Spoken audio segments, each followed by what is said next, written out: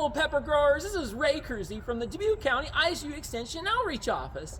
And since the peppers in my garden are not quite near enough to growing a harvest yet, we have come to the Westminster Presbyterian Church where we've donated the extra peppers from our program, and they are having a wonderful harvest as well as a lot of folks out in Dubuque. And here we are with Rich, one of the donation garden leads. And Rich, tell us about some of the top crops you grow and how much you guys have donated so far. Well, our top crops are really collards and kale and onions and cabbage and the peppers and soon to be tomato plants. Tomatoes, not tomato plants. Sure. And we're edging close to about 300, and that's a little low for us, but because of all the weather this year, I think we're happy to be where we're at. Well, what a great impact here in Dubuque you're making with donation gardening here. So I've had a fair number of questions come to me about what does an optimal pepper look like at harvest. Well, we're going to talk about that.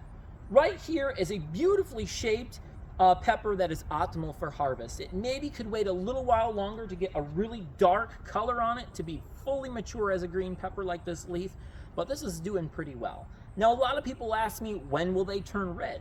And the answer is once the pepper, this individual pepper, turns completely dark green, it's 3 weeks for it to turn completely red.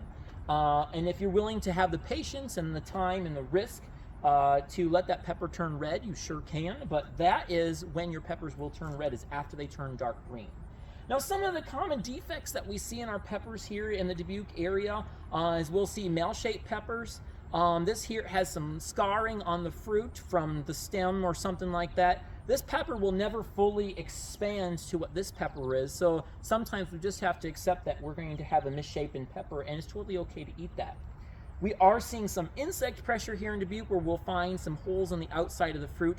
Commonly, this is European corn borer damage in other parts of the state, but right now, when we open this up, we're actually finding earwig damage inside. They're not something I would be worried about. It's just that we're having a wet year, and these insects are finding homes in our peppers from that.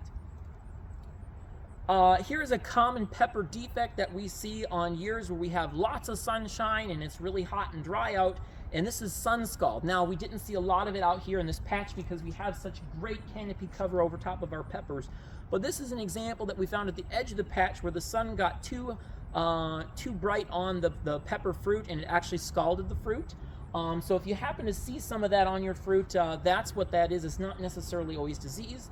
It's just simply sun scald from the fruit seeing too much sunshine. So hopefully you learned a little bit about what makes an optimal pepper to eat and some of the defects that we have here in the Dubuque area in our peppers.